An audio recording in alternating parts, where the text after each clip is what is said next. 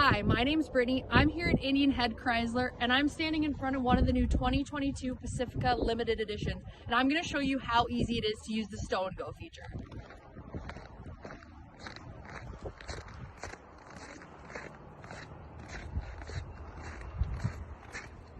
So first, you're going to press this button down here. It's going to move that front seat forward to give you a little bit more space.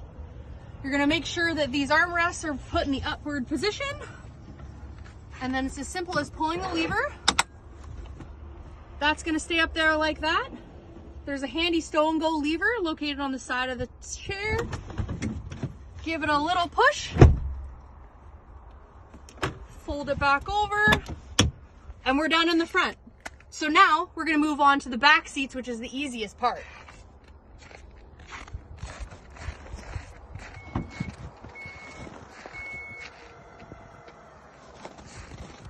Now on this trim level, it's literally as simple as clicking a button.